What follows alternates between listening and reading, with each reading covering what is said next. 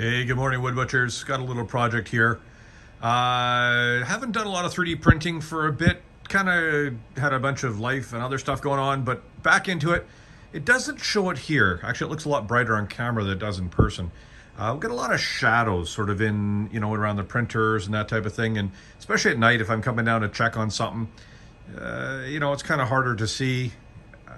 So I was out at the local Costco and I came across these. They are an under-counter lighting system. And I thought, well, that's going to be a lot easier than trying to run rope lights and, do all that kind of stuff. So let's install these in the printer wall and let's go from there. Okay, so very simply, these units basically use a very standard sort of clip kind of idea. I've done the math. These clips should be about 10 inches from the side of each shelf. And I'm just going to screw them in with a little supplied Phillips head screw. And just do it nice and easy. I'm going to use my 12-volt impact driver. That should be nice and simple. Just got to do a lot of measuring and figuring things out. I did get from Banggood one of these Vaco sort of T-square things with all the holes where you can put your pencil in and then you can do measurements. So I'm going to figure that out. It's going to be my first test on this little guy. Let's see how that works. Alrighty, you can see my marks there. So basically what I did was I came in and marked about 10 inches in from the edge of the shelf. That's going to give me a good purchase area. And then I use that little T-square to line up.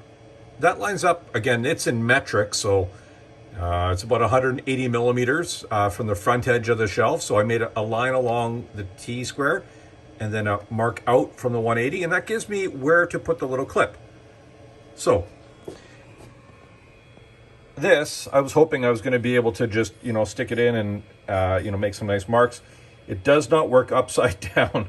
That is not an easy thing to do. So let me get the clips in and I'll just show you how these will pop in. Alrighty, so the two clips are in. Nice and easy. And all you had to do is just where that T line was, you put the tip of the screw in there, screw the little right into the area, just until it's firm against the bottom of this. You don't want to crank it too hard, otherwise you're going to deform that little piece of metal, potentially break it. And to install the light, there are directions or directional tabs on this. So this tab on the front curls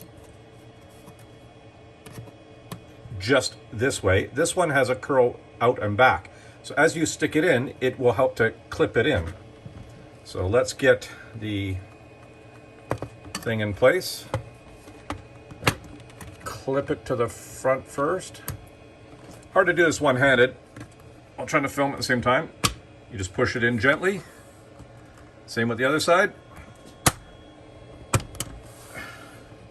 And of course it never goes the way you're hoping to. There we go, clip them in. And light number 2 is in. I'll show you how to connect them in just a minute. I'm gonna do the third one on the other shelf. Alrighty, so the way it works is we just have a little power cable here coming out of a standard wall wart.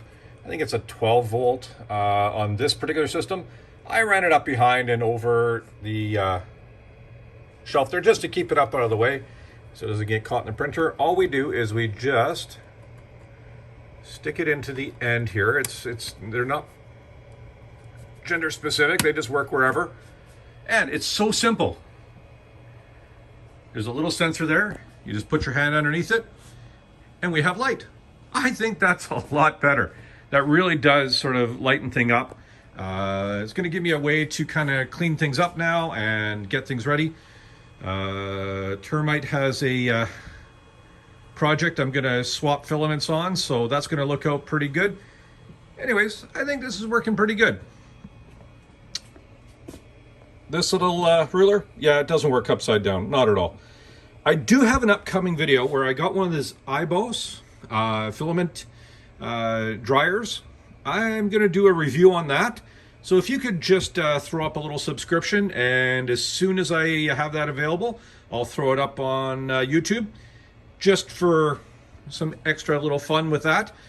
The Prusa is going to need to be torn apart. There is an error. I have the upper rod here, has a bad bearing. came like that since I built it. They said I tightened everything up too much. I was pretty gentle, 2-finger tight with the screwdrivers and everything else like that. But thankfully, they did give me a replacement rod and some bearings, so I got to tear the whole thing apart. It's probably about a half-day job to tear it down, try and squish that rod out, and then get it all done. But I'll work on that, then I can start printing some more stuff with the Prusa. Otherwise, after about 2 hours of printing, it starts going clunk, clunk, grind, grind, and it sounds like a bag of hammers rolling down the road. Anyways, I like it. It's looking pretty good. Nice light and simple and easy. Just a simple hand flick and it's off. Again, the white balance in the iPhone makes it look better in the dark than it is, but anyways, super simple, super easy, and really, really worth it. Have a good one, everybody. Get out in the workshop, go print some stuff, go cut some stuff, make a huge mess, have some fun, go off and enjoy some life, okay?